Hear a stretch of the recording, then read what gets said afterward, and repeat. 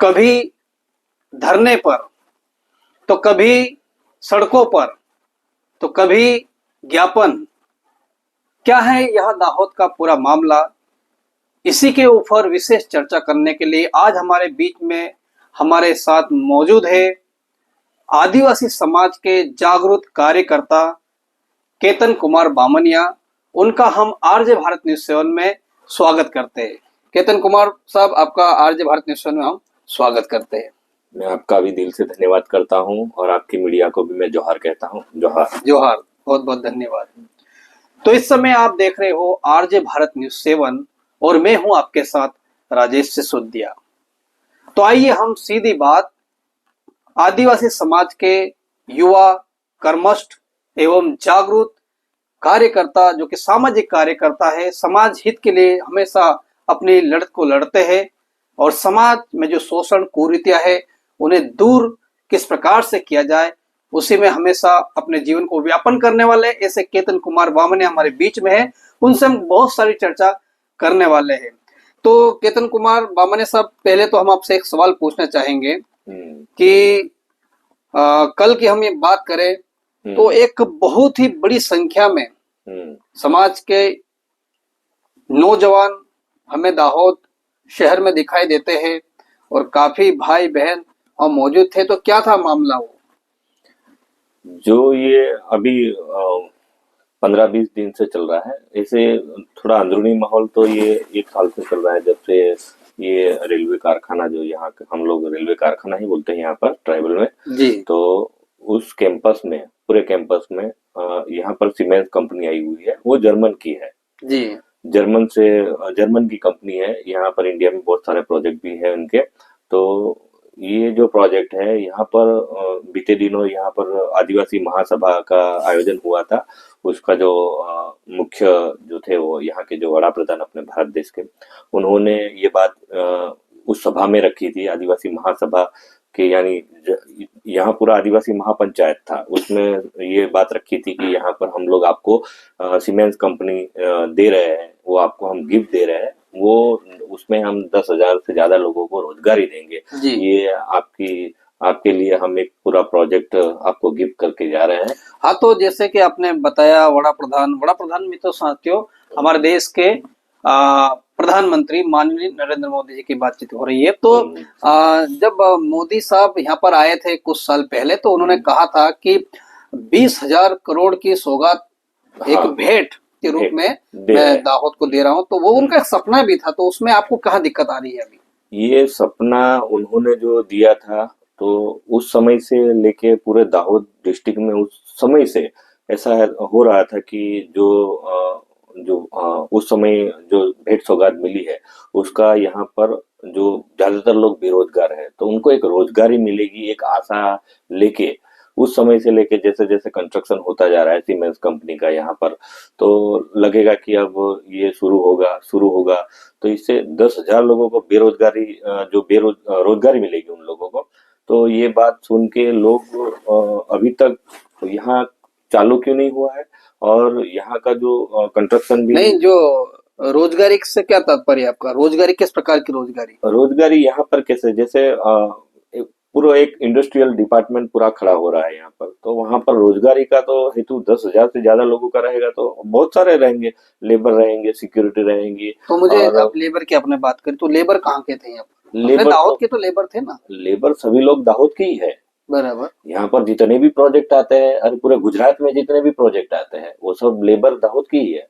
तो special for ऐसा नहीं है कि दाहोद में सिर्फ लेबर ही मिलते हैं, बहुत सारे लोग हैं जो टेक्निकल स्टडी किए हुए है, डिप्लोमा किया है, डिग्री किया है ना, और एडमिनिस्ट्रेटिव में भी बहुत सारे लोग हैं जो आर्ट्स में और कॉमर्स में स्टडी कर रहे हैं। उन सबकी भी तो सोचना चाहिए ना, ओनली फॉर लेबर ही ये अपना दाहोद डिस्ट्रिक्ट लेबर ही देगा, ऐसा सोचने में अभी यहाँ का एजुकेशन है, जो लोग यहाँ पर बैठे रोजगारी मांग रहे हैं। तो ये प्रोजेक्ट का इंतजार है, और इस प्रोजेक्ट अगर जैसे शुरू होता है और इसमें यहाँ लोगों की भर्ती नहीं होती है तो नाराजगी तो रहेगी थोड़ी बहुत। नहीं, जैसे आपने कहा कि 10,000 लोगों को कम से कम यहाँ पे नौकरी पे रखा जाने वाला है, बराबर। तो मुझे ये बताइए कि क्या जो हमारे देश के प्रधानमंत्री माननीय नरेंद्र मोदी ने कहा था कि 20,000 करोड़ की एक जो भेंट है, वो उन्होंने यहाँ पर दी है। साथ ही साथ में हमारे लिए तो बहुत एक गौरव की बात है ना कि दाहोद के अंदर एक ऐसा ऐतिहासिक क्षण और पल हमारे लिए मौजूद है। ये बात तो है, इसके हिसाब से तो हर लोगों में यही तो उम्मीद है कि इतने लोगों को रोजगारी मिलेगी। पर ये अभी जैसे यहाँ के जो 9 यूनिट स्टार्ट है, 9 में से एक यूनिट स्टार्ट नहीं, हो गया है। रोजगारी की मैं बता दूं, काफी लोग जो जितने भी अधिकांश लोग दाहोद सीमेंट्स जो फैक्ट्री कहते हैं इसके अंदर जो कार्यरत है वो अधिकांश दाहोद के ही तो है। दाहोद की है, पर अभी आप जिस पर नजर लगा रहे हो वो ज्यादातर आप लोग ऐसा कि वो लेबर है, या मजदूरी कर रहे हैं वहां पर, ज्यादा रोजंदार की तरह काम कर रहे हैं, तो उन पर आपकी नजर है। और जो जितने भी लोग अभी कुछ सिक्योरिटी है उन पर आपकी नजर है। बाकी हम लोगों की नजर पूरी जो पूरा जो प्रोजेक्ट है, तो पूरा प्रोजेक्ट में जितने लोग लगेंगे, तो अभी लेबर जो काम कर रहे हैं तो लेबर 200 से 300 लेबर है। पर वो भी इसमें क्या होता है कि जैसे इंडस्ट्री स्टार्ट होती है तो जैसे ही कंस्ट्रक्शन भी स्टार्ट होता है ना, तो पहले एचआर डिपार्टमेंट यहाँ आ जाना चाहिए ताकि उनकी लीगली वहां पर एंट्री हो। पर आज तक जो देखा गया है हमको, कहीं एचआर डिपार्टमेंट में जो काम होना चाहिए एचआर डिपार्टमेंट यहाँ कर क्या रहा है यही पता नहीं चल रहा है। कोई डॉक्यूमेंट ले रहा है, कोई लेबर पर ले रहा है, कि कोई सिक्योरिटी का ले रहा है। तो सिक्योरिटी में भी कौन सी एजेंसी वर्क कर रही है, बड़ौदा की काम कर रही है, मुंबई की काम कर रही है। तो ये सब यहाँ अभी थोड़ा सभी लोग असमंजस में है कि यहाँ पर सिस्टम कैसे भर्ती होती है, इसी में ही असमंजस है। तो आपने जो अभी शब्द बोले हैं कि कुछ एजेंसियां सिक्योरिटी की बात करी, वडोदरा, अहमदाबाद या महाराष्ट्र की जो आप बात कर रहे हो, तो क्या आप चाहते हो कि क्या यहाँ का ठेका आप लोगों को मिल जाए? ऐसा कुछ तो मन में नहीं चल रहा आपके? ठेके की जो बात है वो यहाँ का जैसे मैं अपनी कॉन्ट्रैक्ट आपको लोगों को मिल जाए और आप लोगों के पास में हो एजेंसी और आप उसके माध्यम से लोगों को काम दे, ऐसा तो नहीं सोच रहे आप? नहीं, इसमें ऐसा क्या है कि जैसे यहाँ पर अभी जो एजेंसी जितनी भी है, वो इनकी जो भर्ती प्रक्रिया है, वो भर्ती प्रक्रिया अभी भी जैसे यहाँ पर जितने भी है, जैसे ये रेलवे कारखाना है, आज तक वहां जितनी भी एजेंसी आई है, जैसे जिसको टेंडर मिला है, वो टेंडर जैसे मिला है, समझ लो कि एक सैंपल दे रहा हूँ कि ये अभी लेबर वाला जो लास्ट टेंडर था वो मिला है लखनऊ वालों को। अब लखनऊ वाले यहाँ आएंगे नहीं, वो एक सेकंड पार्टी को देते हैं, भोपाल वाले को, भोपाल वाले तीसरी पार्टी को देते हैं, बड़ौदा वाले को, फिर चौथा जो यहाँ का जो दाहोद का जो लोकल रहता है वो इस पर वर्क करता है। यानी वहां से जो लेबर का जो सैलरी पैकेज है वो यहाँ आते आते आते 40 या 50% हो जाता है। तो यानी हम लोग ये कहना चाहते हैं कि यहाँ जो एजेंसी काम कर रही है तो उसका खुद का यहाँ पर खुद आए और खुद करे, बहुत अच्छी तरीके से करे। यह कि आज तक तो हमने कारखाना में भी यही देखा है कि जो टेंडर मिल रहा है वो तो सीधा आता नहीं है, बाईपास ही लोग रहते हैं, यहाँ कौन टेंडर चला रहा है वही पता नहीं रहता है ना। और जो जिसका भी टेंडर रहता है उसका भी एक अलग, यानी एजेंसी हो या टेंडर हो, तो उसका एचआर डिपार्टमेंट कहाँ है वो तो यहाँ होता नहीं है जी, है ना। तो यहाँ जो लोकल जो भर्ती रहती है ना वो यहाँ 4th पर्सन के हाथ में रहती है। लखनऊ की एक कंपनी को टेंडर मिलता है, फिर वो लखनऊ की कंपनी उस टेंडर को देती है मध्य प्रदेश के भोपाल को, फिर मध्य प्रदेश के भोपाल वाले कांटेक्ट करते गुजरात राज्य के बड़ौदा या अहमदाबाद, फिर वो वहां के लोग उसको योजना के अंतर्गत लेते हैं और वो लोग लोकल यहाँ पे जो स्थानीय जो टेंडर भर सके ऐसे लोगों से वो बातचीत करते हैं। मतलब जो लखनऊ की कंपनी है, कहने का तात्पर्य है कि वो वहां बैठी है, वो यहाँ कभी आ नहीं रही है, लेकिन वो जो उसको पैसा जा रहा है, भोपाल आ नहीं रहा उसको पैसा जा रहा है, मध्य प्रदेश, वडोदरा, अहमदाबाद आ नहीं रहा उसको जा रहा है, वो लोग लोकल है, वो 4th पार्टी हो गया, चौथा पर्सन हो गया, और उसके बाद जो वर्कर को मिलता है अंदाजित 50% पैसा वर्कर का कम हो गया जो वहां पे नौकरी करते। तो यही है कहना चाहते तो ये जो सर, मतलब आप चाहते हो कि यहाँ के लोकल लोगों को टेंडर मिले? टेंडर नहीं, टेंडर में जो टैलेंट होता है, टेंडर का जो पूरा यानी वो ग्राफिकल होता है कि क्या क्या इनमें रिक्वायरमेंट है, क्या क्या है, वो तो पूरा इंडिया में कोई भी कर सकता है, पर उसका सीधा होल्ड यहाँ पर होना चाहिए। और वो लोग सीधे, पर उनका भी एक एचआर डिपार्टमेंट के साथ कनेक्टेड होना चाहिए। ये जो एचआर है जो ह्यूमन रिसोर्स है, और उसका भी कनेक्टेड यहाँ के जो हमारा जो कलेक्टर कचेरी है, नहीं तो जो रोजगार कचेरी है, उनके साथ कनेक्टेड होना चाहिए, ताकि यहाँ लोग सीधे उसमें भर्ती फॉर्म जो है ना, वो उसमें भर सके। उसका यहाँ का लोकल लिंक होना चाहिए। आज ये पूरा 1-2 साल हो गया है, पूरा ये प्रोजेक्ट 2022 से बात शुरू हुआ था, 2025 आ गया, पर फिर भी यहाँ पर ऐसी कोई लिंक नहीं है। लिंक है तो हैदराबाद की है, मुंबई की है, जो सीमेंस का खुद का एचआर डिपार्टमेंट है वहां पर, तो वहां से लिंक आती है। तो ये लिंक में कौन कहाँ किस एजेंसी में जाता है वही पता नहीं चल रहा है।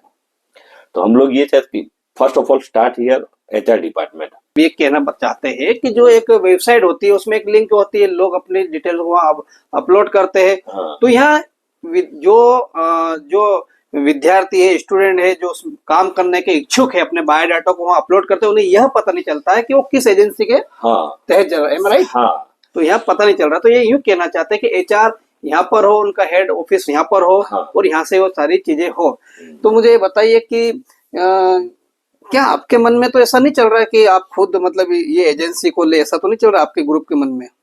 एजेंसी को लेने से ज्यादा हमारी जो डिमांड है यहाँ से, यानी जो हमारे गुजरात राज्य सरकार ने एक परिपत्र किया था 1995 में, तो उसमें किया था कि 85% लोकल लोगों को रोजगारी मिले। यानी जो भी कंपनी आती है, जो भी इंडस्ट्री आती बिल्कुल है, सही है, क्योंकि तो उसमें 85% लोगों को नौकरी मिलनी चाहिए, है ना। तो हमारा जो उद्देश्य है, कोई एजेंसी को कवर करने का और ये उसमें ठेका कवर करने का ऐसा नहीं है। हमारे यहाँ के लोकल लोगों को सीधी रोजगारी मिले, 85% से ज्यादा लोगों को रोजगारी मिले। और जिसमें जो इंडस्ट्रियल है, पीपीपी मॉडल होता है ये पूरा, तो पीपीपी मॉडल के हिसाब से, ग्रीनफील्ड और ब्राउनफील्ड के हिसाब से इनकी स्थिति परिस्थिति और यहाँ का जो अवलोकन होता है, उसके हिसाब से प्राइवेट और जो पब्लिक का पार्टनरशिप होता है ना, ये पब्लिक और पब्लिक प्राइवेट पार्टनरशिप जो है, जो पीपीपी मॉडल बोलते हैं, इसमें यहाँ का पब्लिक का सबसे ज्यादा प्रॉफिट कैसे हो सकता है, उनको सबसे ज्यादा नौकरी रोजगारी कैसे मिल सकती है। तो ये पीपीपी मॉडल शुरू हुआ तब से लेकर आज तक यही इसका काम रहा है।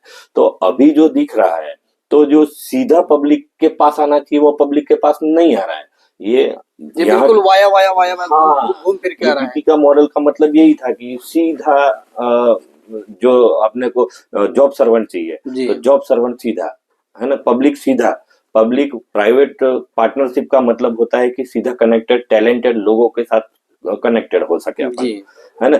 तो ये बात पीपीपी मॉडल में तो है ही। और ये ग्रीनफील्ड ब्राउनफील्ड के हिसाब से ये पूरा जो प्रोजेक्ट है, जो रेलवे कैंपस के अंदर चल रहा है, रेलवे के प्रॉफिट के लिए चल रहा है। तो रेलवे वालों ने भी ये जगह तो सीमेंस कंपनी को दी है, पर गवर्नमेंट से लिए। तो हम लोग जो सिस्टम चाहते हैं, तो यहाँ पर जो पूरी एचआर डिपार्टमेंट हो, तो वो एचआर डिपार्टमेंट यहाँ का जो टेक्निकल है, जो आईटीआई है, डिप्लोमा है, डिग्री है, उनसे कनेक्टेड हो। नहीं तो फिर ये अपना जो रोजगार कचेरी है उनसे कनेक्टेड हो। तो ये लिंक के हिसाब से यहाँ पर लोग है, बहुत सारे यहाँ पर टैलेंटेड लोग हैं। मैं आपकी एक बात काटूंगा, जो आपने रोजगार कचेरी की बात करी, ये बात बिल्कुल सही है कि कहीं ना कहीं ये कनेक्टिविटी अपने जिले की रोजगार कचेरी से होना चाहिए। बिल्कुल सही आपने कहा। क्योंकि अपन वहाँ पे सब सारे विद्यार्थी आफ्टर +2 या 10 के बाद उनका वो डिटेल्स सबमिट करते हैं। क्योंकि स्थानीय 85% रोजगारी हम कैसे देख सकते हैं, तो यहाँ के जो गुजरात राज्य सरकार के हिसाब से जो अपना रोजगार कचेरी चलता है, उसके साथ कनेक्टेड होना ही चाहिए, ताकि यहाँ के लोकल लोगों का मतलब उनको एक जानकारी मिले कि रोजगार कचेरी में कितने आए हैं और कितने यहाँ पर जॉब कर रहे हैं। जी बिल्कुल सही बात कही बामने साहब का कहना है कि रोजगार कचेरी से यह कनेक्टिविटी होना चाहिए, ताकि उन्हें भी पता चले कि कितने लोग यहाँ पर आए हुए हैं। तो मुझे बताइए कि कल जो इतने लोग आए थे, तो कल आपकी क्या योजना थी? यही थी जो उस समय कल रेल मिनिस्ट्री आई थी। तो रेल मिनिस्ट्री में क्या है कि हम लोगों को एक जो ज्ञापन हमने तैयार किया था, तो ज्ञापन हमको देना था, पर जो पूरा टाइम टेबल इतना बिजी था कि जो लीगली तरीके से हमको जो टाइम टेबल में हमारा शेड्यूल सेट करना था 4-5 सेकंड का था, वो नहीं हो पा रहा था। तो हम सीधे नहीं मिल पा रहे थे, तो इसके हिसाब से वो ज्ञापन हम नहीं दे पाए। पर जैसे अब थोड़े दिन बाद नहीं दे पाए से तात्पर्य क्या है? तात्पर्य जो टाइम टेबल जो सेट नहीं हो पा रहा था, तो इनका नहीं, उनके टाइम टेबल में तो जो दाहोद का साफ तालाब है, वो था नहीं, वो नहीं था। फिर भी वो साफ तालाब में गए। पर हमारा नहीं हो पा रहा था, क्योंकि इनके हिसाब से यहाँ का उन्होंने अंदाजित आधा घंटा तो वहां पर उन्होंने लिया होगा, अंदाजित में कह रहा हूँ। हमको तो क्या वो आपके साथ सेट नहीं हो पा रहे थे? हम लोगों ने जिससे ये टाइम सेट करने के लिए बोला था, कौन थे वो जिनसे अपने टाइम जी सेट हाँ, करने के लिए बोला? अपना CWM साहब है, उनको भी हमने बोला था, यहाँ रेलवे का CWM रहता है, उनको भी हमने बोला था कि हमको ये 4 सेकंड चाहिए। और यहाँ का जो लोकल पुलिस प्रशासन रहता है, उसमें भी DYSP सर है, उनको भी हमने बोला था कि हमको ये ज्ञापन देना है, सीधा हैंड टू हैंड देना है, और प्रेजेंट रह के अगर हमको दे सकते हैं तो ये हमारी बात है, तो वो उनके तक पहुंच जाएंगी। पर जो पूरा शेड्यूल टाइम में लास्ट तक, शाम तक यही रहा कि ये अभी आपके पास, ये अभी ये नहीं मिल सकते हैं आपको। 85% की हम बात करें कि यहाँ के स्थानीय नागरिकों को रोजगार मिलना चाहिए, तो यदि आपको यहाँ पर एक ज्ञापन देने का समय नहीं मिला तो क्या उम्मीद जताई जा सकती है कि भविष्य में यहाँ के लोगों को रोजगार मिलेगा? ये मेरा सवाल है आपसे। ज्ञापन अगर नहीं भी दिया है और नहीं भी लिया है, तो इससे ये नहीं होता है कि यहाँ 85% से ज्यादा लोग यहाँ भर्ती नहीं होंगे। ये हम दावे के साथ कहते हैं, क्योंकि इनके लिए हम लोग, क्योंकि रेल मिनिस्टर में उन्होंने भी ये कहा कल कि यहाँ पर सभी जितने लोग हैं सभी लोकल ही काम कर रहे हैं। यहाँ जो ये कारखाना बना है यहीं के ईंट के भट्टे से आया था, ईंट यहाँ की है, सीमेंट यहाँ का है, सरिया यहाँ का है, ये विदेश से तो बाहर से आ नहीं गया है, बराबर। अभी तो शुरू रॉ मटेरियल की बात हो रही है, ये सब रॉ मटेरियल है जी। अब रॉ मटेरियल के लिए कोई बॉम्बे नहीं जाएगा, बराबर, कोई रॉ मटेरियल के लिए दिल्ली नहीं जाएगा, है ना। ये सब ये मजदूर भी बोल रहे हैं, इसमें भी ये मैं समझ पा रहा हूँ कि ये लोग रॉ मटेरियल बोल रहे हैं सबको, बराबर, कि ये तो सब लोकल ही है, तो ये तो लोकल ही रहेंगे। अरे लोकल नहीं होते तो ये लोग जैसे अहमदाबाद में प्रोजेक्ट डालते तो भी ये दाहोद के ही रहेंगे, बराबर, क्योंकि मजदूर सबसे ज्यादा यहीं पर है, और इनका तो 100% तो रिक्वायरमेंट करना ही है, तो वो तो है ही, इसमें कोई बड़ी बात नहीं है। पर जो आज से लेके ये अभी तक के जो समय में इतने सारे लोग यहाँ पर पढ़े लिखे भी है, तो उन पर भी नजर करनी चाहिए। और मैं क्या बोल रहा हूँ कि जैसे कि सर पढ़े लिखे की आपने बात करी, तो जो टैलेंट की हम बात करें, यदि विद्यार्थी जिस सब्जेक्ट में जाना चाहिए उसके अंदर वो लायकात या योग्यता भी होना चाहिए। योग्यता की मैं ये बात करना चाहता हूँ जी, क्योंकि योग्यता के अनुसार ही तो काम मिलेगा सर। हाँ, तो जैसे एक बात मैं पुरानी बताऊं कि यहाँ पर जो रेलवे कारखाना की शुरुआत हुई थी अंग्रेजों के समय पर, ये सबसे एशिया का सबसे बड़ा रेलवे स्टेशन है, रेलवे कारखाना है। तो उस समय जब भर्ती हुई ना, तो सबसे ज्यादा लोग यहीं के लोकल ट्राइबल थे। अच्छा। और वो ट्राइबल थे, वो भी पढ़े लिखे नहीं थे। तो वो यहाँ पर शुरू में मजदूरी करने आए, अपने जो खेत औजार होते हैं, जो पाउडर टिकम बोलते हैं यहाँ पर, वो लेके आए। वो सब अनपढ़ ही थे, बराबर। तो इन लोगों को शुरुआत में लोकल बेस पर, उस समय का भी प्रावधान है कि शेड्यूल 5 एरिया में जितने भी लोग हैं उनको लोकल मजदूरी से लेके वहां पर अगर ट्रेन करना है तो ट्रेन करो। अच्छा। उनके लिए स्पेशली यानी एक प्रोजेक्ट बनाना है तो प्रोजेक्ट बनाओ और उसको तैयार करो, और ताकि उन लोगों को रोजगारी मिल सके। तो मेरी बात मतलब आप यूँ चाह रहे हो कि अगर अनट्रेन है तो उनको यहाँ पे बुला के ट्रेन किया जाए। मैं ये बोल रहा हूँ कि टैलेंट की जो वैल्यू है मैं आपको बताता हूँ, यहाँ के जो अनपढ़ लोगों की बता रहा हूँ मैं। ये वर्कशॉप में काम कर रहे हैं, उस समय की बात कर रहा हूँ, वो भले ही अनपढ़ है, पर हमने लास्ट जो 2006-7 में भी देखा था, जो कुछ लोग उस समय लास्ट में जॉब कर रहे थे, लास्ट में तो ऐसे लोग भी थे कि जो आज के नए पढ़े लिखे लोग जो है, वो अगर स्प्रिंग गेज के बीच का जो डिस्टेंस होता है उसका अगर उसको जैसे मैप करना पड़ता है, तो जैसे उसके लिए टेक्निकल में वर्नियर कैलिपर होता है, वर्नियर कैलिपर से वो डिजिटल मैप कर सकता है। तो वर्नियर कैलिपर से जो डिजिटल मैप होता है ना, उसका जो एक्यूरेसी नहीं होता है ना, इससे भी ज्यादा एक्यूरेसी ये जो यहाँ के जो अनपढ़ लोग है ना, वो डायरेक्ट लिख के देते थे कि इसमें इतना गैप है, इसमें इतना गैप है। तो वो क्या है, धीरे धीरे वो प्रैक्टिकल होते होते होते उसमें वो टैलेंट आ गई, ताकि ये ऐसा नहीं, बहुत सारे लोग अनपढ़ थे, वो लास्ट तक पूरा एशिया में सबसे ज्यादा काम करने वाले लोग और सबसे ज्यादा बेहतरीन काम दिखाने वाले उस समय के अनपढ़ लोग, जिनको टैलेंट कैसे आई, तो प्रैक्टिकल के हिसाब से आई और इसके हिसाब से आई। तो मैं ये जो यहाँ का जो सीमेंस प्रोजेक्ट है, सीमेंस प्रोजेक्ट में आज 9 यूनिट की बात चल रही है, तो मैं कह रहा हूँ कि उसमें एक यूनिट ऐसा भी होना चाहिए कि यहाँ पर जैसे जो अप्रेंटिस वाले लोग रहते हैं, तो अप्रेंटिस में जो मैं कॉलेज वाला प्रोजेक्ट फाइल की बात नहीं कर रहा हूँ, जो सबमिशन होता है 6 महीने 4 महीने का, उसकी बात नहीं कर रहा हूँ। मैं 1 साल का अप्रेंटिस का जो यहाँ गवर्नमेंट का रेशियो है वो अलग बात है, मैं पीपीपी मॉडल के हिसाब से बोल रहा जी हूँ। अप्रेंटिस का रेशियो बढ़ाया जाए ताकि यहाँ पर ज्यादा से ज्यादा लोग इसमें प्रैक्टिकली हो और प्रैक्टिकली के हिसाब से इसमें भर्ती हो, जी जी ताकि सबसे ज्यादा लोकल लोगों को प्रॉफिट मिले। बाकी टैलेंट तो हर जगह से ज्यादा, जितनी आप मजदूरों में देख रहे हो, मैं इससे ज्यादा मैं यहाँ के एजुकेशन वालों में भी देख रहा हूँ कि इनमें टैलेंट है। और वो टैलेंट कहीं ना कहीं जैसे आज तक नहीं दिखी है, पर ये प्रोजेक्ट पास में आया है तो आपको जरूर देखने को मिलेगी। तो केतन कुमार बामने जी से हमारी बातचीत हो रही है, उन्होंने कहा अगर टैलेंट की हम बात करें तो जो टेक्नोलॉजी की हम बात करें, टैलेंट की हम बात करें, तो सच में यहाँ पर जो आज टेक्नोलॉजी का जमाना है और किस प्रकार से जमाना आगे बढ़ रहा है और भी आगे जमाना बढ़ रहा है, तो टैलेंट दाहोद के अंदर हमारे लोगों में बहुत ही टैलेंट है और इस समय टैलेंट युवा दिखाने के लिए भी तैयार है। बस उनको एक मौका चाहिए, मौका मिलना चाहिए, उनको मैदान मिलना चाहिए और मैदान वो जरूर पास करेंगे। तो आप क्या कहना चाहेंगे, अंत में आप क्या कहना चाहेंगे? अरे ये डिपार्टमेंट से, सरकार से और यहाँ के रेल मंत्री से और सभी से क्या आह्वान है, दाहोद से भी क्या आह्वान है आपका?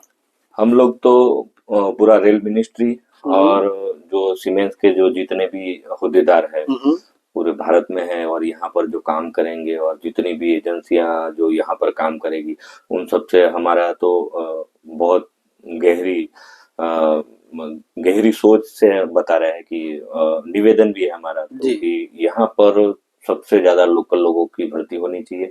पहले जो स्पष्ट प्रावधान रहेगा वो दाहोद डिस्ट्रिक्ट के लोगों का रहेगा ताकि उनको रोजगारी मिल सके। और यहाँ का जो इश्यू है वो पलायन का इश्यू है, वो कहीं ना कहीं थोड़ा कम हो सकता है, 5% 10% में कम हो सकता है। और जितनी भी एजेंसी आई और जितने भी जैसे बाहरी काम आते हैं, जैसे कोई बाहर लेथ मशीन से, सीएनसी मशीन से, सीएनसी लेथ से काम कर रहा है, तो उसमें भी वो कंपनी का एग्रीमेंट ऐसा होना चाहिए कि यहाँ के लोकल लोग आपके पास है तो वो काम आपको मिलेगा। नगर नहीं है और आप बाहर से लाते हो तो इससे ज्यादा यहाँ के लोकल लोग का एग्रीमेंट होना चाहिए उस एजेंसी का, है ना। तो ये सीधा 85 से ज्यादा लोग यहाँ पर रोजगारी मिल सकती है। दूसरा, एचआर डिपार्टमेंट यहाँ पर फर्स्ट ऑफ ऑल स्टार्ट होना चाहिए और बाकी जो यूनिट है उसमें बहुत सारे टेक्निकल होगा, इलेक्ट्रिक होगा, फायर होगा, सेफ्टी होगा, एडमिनिस्ट्रेटिव जो एचआर डिपार्टमेंट में रहेगा। तो एचआर डिपार्टमेंट भी ज्यादा से ज्यादा लोगों यहाँ की लोकल भर्ती हो। और ये टेक्निकल वाली बात कर रहा हूँ तो दाहोद से इतने सारे लोग प्राइवेट में भी पूरे भारत में जॉब करते हैं, जिनका भी यार 30-50 पर किसी का 20 ईयर का एक्सपीरियंस है, किसी का 25 ईयर का एक्सपीरियंस है, वो सभी लोग दाहोद डिस्ट्रिक्ट के हैं जो आज पूरे भारत में है। तो इन लोगों को भी फिर अपने पूरे दाऊद में आने का मौका मिल सकता है। तो इन सब का भी यानी ध्यान रखना चाहिए। तो और दूसरी बात की लोकल भर्ती है, इस पर हम लोग 2-3 बार तो इकट्ठे हो गए हैं।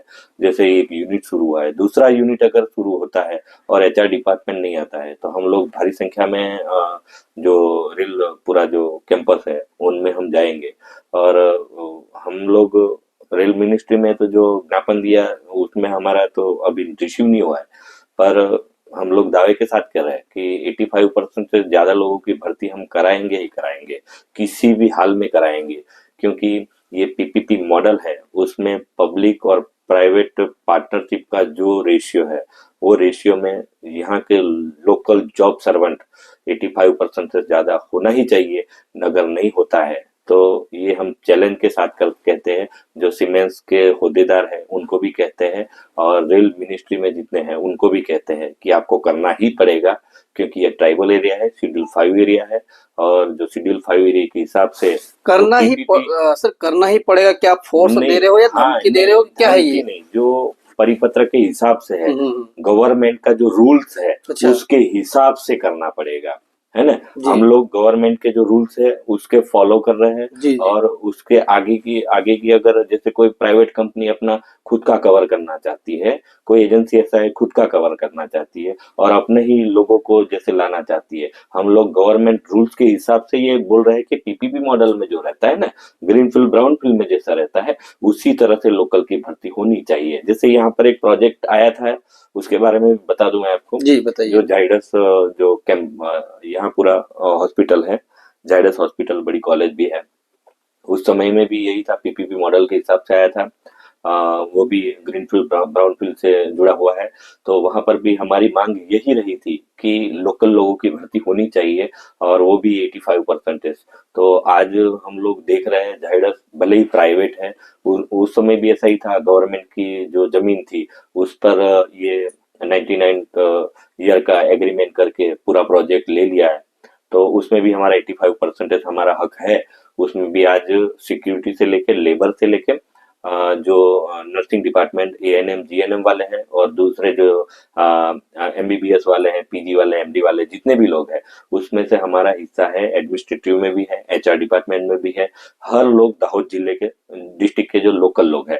उसी तरह से ये दूसरा जो है वो टेक्निकली प्रोजेक्ट है पूरा, वो पूरा मेडिकल प्रोजेक्ट था, ये पूरा टेक्निकल प्रोजेक्ट है। तो टेक्निकल प्रोजेक्ट में इसी पीपीपी मॉडल के हिसाब से यहाँ 85% रूल्स के हिसाब से, गवर्नमेंट रूल्स के हिसाब जी से जी बोल रहा हूँ, मैं अपना खुद का नहीं बोल रहा हूँ, कि भरना ही पड़ेगा। जी और उसको फॉलो करने के लिए जैसे नहीं होता है, तो फिर यहाँ के जो जनता है, जिसे, और यहाँ के जो स्टूडेंट यूनियन है सारे, और जितने भी संगठन हैं, और जितने पार्टियां पार्टियां शब्द है, सब लोग मिलकर इन पर इनका जवाब हम देंगे कि नहीं, हमको 85 चाहिए। और ये तो सीमेंस कंपनी हो या गवर्नमेंट है, देना ही पड़ेगा। ये हम दावे के साथ कहते हैं, रूल्स के हिसाब से कहते हैं, और देना ही पड़ेगा। नहीं तो अगर नहीं होता है तो ये जवाब हम उस समय कैसे देंगे, वो तो यानी हमारे दाहोद डिस्ट्रिक्ट के जितने भी संगठन हैं, जितनी पार्टियां, सब मिलकर करेंगे। ये आदिवासी समाज की लड़ाई है।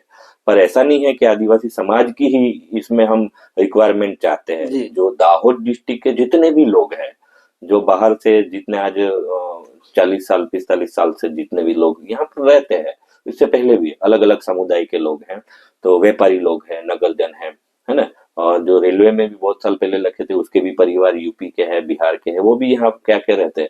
उन सभी जो दाहोद डिस्ट्रिक्ट के जितने भी लोग हैं, उन सब को इसमें 85 ऐड होने चाहिए। और बहुत सारे संगठन इसमें अब धीरे धीरे जुड़ रहे हैं, और आने वाले समय में 85 से कम हम इसमें उम्मीद भी नहीं करेंगे, क्योंकि गवर्नमेंट रूल्स है, वो देना ही पड़ेगा इनको। जी तो जी ये हमारी मांग है। जी। बहुत बहुत धन्यवाद बामने साहब आपका, जो आपने अपनी दिल की बात यहाँ पे रखी और अपने समाज की, जो समाज हित की बातें रखी, उसके लिए हम आपका धन्यवाद करते हैं।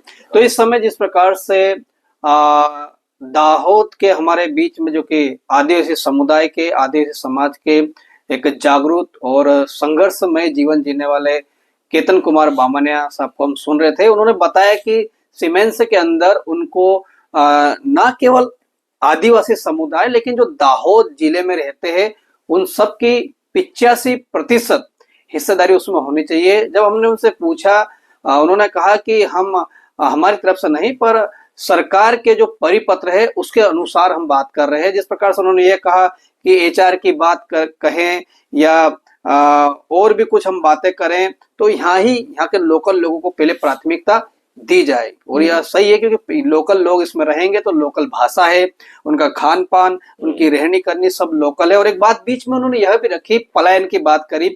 सच में हमारे दाहोद के जितने भी हमारे गरीब तबके के आदिवासी भाई बहन है, उनके बच्चों के उज्जवल भविष्य, उनके शिक्षा के ऊपर इस पलायन के चलते बहुत ही गहरा असर देखने को मिलता है साथियों। क्योंकि जब वो बच्चा छोटा ही रहता है, जब उसको पढ़ने की उम्र रहती है, तो उनके माता पिता दाहोद को छोड़कर सूरत, अहमदाबाद, वलसाड़ व्यापी कहीं दूर जाकर, कई किलोमीटर दूर जाकर वो नौकरी करते, मजदूरी करते, तो उसके चलते समस्या उत्पन्न होती है।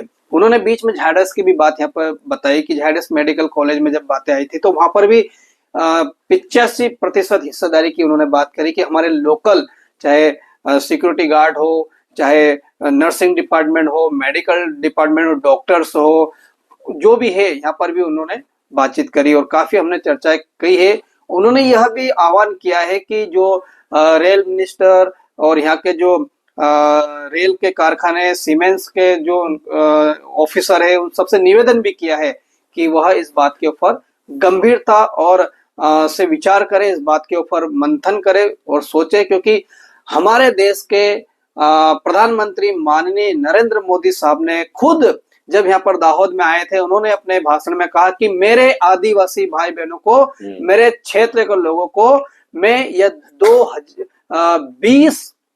20,000 करोड़ की सौगात में देता हूं। यह मेरे मन की, उन्होंने कहा कि जब मैं यहाँ पर आता था, ये वीरान पड़ता था, ये वीरान जगह थी, और ये जो छोटे छोटे डूंगरे हैं, मुझे बहुत इसके ऊपर दर्शन था। ऐसा उन्होंने बहुत सारी बातें कही, और उसी के चलते उनका दर्शन भी यहाँ पे पूरा होता है। एक बहुत ही अच्छी बात यहाँ पर हमको देखने को मिल रही है, और उम्मीद जताई जा रही है, क्योंकि उन्होंने कहा कि जब यहाँ पर ये आएगी तो 10,000 युवाओं को रोजगार भी यहाँ पर मिलेगा। बस इंतजार है इस बात का कि हमारे आदिवासी भाई बहनों को, और ना केवल हमारे आदिवासी भाई बहनों को, नेताजी ने कहा कि सामाजिक संगठन कार्यकर्ता साहब ने बताया कि पूरे हमारे दाहोद जिले के लोगों को 85% वो नौजवानों को जो योग्यता रखते हैं उन्हें एक मौका दिया जाए। और ये भी उन्होंने बात रखी यहाँ पर कि यदि उन्हें यहाँ पर प्रैक्टिकल की बात बताई गई कि जिस प्रकार से पुराने जमाने में लोग कम पढ़े लिखे थे, पढ़े लिखे नहीं थे, लेकिन यहाँ पर रह रहकर उनका एक अनुभव तजुर्बा बढ़ा, तो उनको यहाँ पर रखकर उनको इस प्रकार से एक प्रायोगिक बातें भी उनके साथ की जाए। और हालांकि दुख के साथ हम कहना चाहते हैं कि यहाँ पर जब रेल मंत्री रेल मिनिस्ट्री जो यहाँ पर जो आए थे, समय वो नहीं दे पाए, या कहें कि इनकी बात वहां तक नहीं पहुंच पाई, लेकिन वहां पर हमारी दाहोद की लोकल मीडिया ने एक सवाल जरूर खड़ा किया था कि लोकल लोगों को काम पे रखा जाएगा या नहीं रखा जाएगा। तो उन्होंने भी कहा कि बिल्कुल दाहोद के लोगों को प्राथमिकता दी जाएगी, क्योंकि जिस प्रकार से माननीय नरेंद्र मोदी हमारे देश के प्रधानमंत्री का कहना है कि दाहोद के लोकल लोगों को प्राथमिकता दी जाएगी। उन्होंने भी यहाँ पर भी कल भी कहा कि दाहोद के लोकल लोगों को प्राथमिकता दी जाएगी। लेकिन अब सवाल यह उठता है कि कब दी जाएगी प्राथमिकता, कब ये बेरोजगार युवाओं को काम मिलेगा। बहुत सारे सवाल तो इर्द गिर्द घूम रहे हैं। आप फिलहाल देखते रहिए आरजे भारत न्यूज़ 7, और आप क्या कहना चाहते हो? क्या दाहोद वासियों को प्राथमिकता दी जानी चाहिए या नहीं दी जानी चाहिए? कब तक युवा अपनी डिग्रियों को, अपने सर्टिफिकेट को लेकर, अपने रिज्यूम को लेकर, हाथों में लेकर यूं ही घूमता रहेगा? कब तक वेबसाइट की खोज कर उसमें उस चीजों को सबमिट करता रहेगा? क्योंकि यहाँ पर एचआर की ठीक से सुविधा ना होने के कारण उन्हें यह नहीं पता चल रहा है कि यह किस जगह पर जा रहा है। तो लोकल तंत्र के साथ रहकर, सीमेंस को लोकल यहाँ के तंत्र के साथ रहकर एक साठगांठ के साथ काम करने की आवश्यकता है। आप देखते रहिए आरजे भारत न्यूज़ 7। फिलहाल मैं आपसे विदा लेता हूं, जल्द मिलते हैं ऐसी कोई बड़ी खबर के साथ। जय हिंद, जय भारत, नमस्कार। जोहार जोहार, जय जोहार।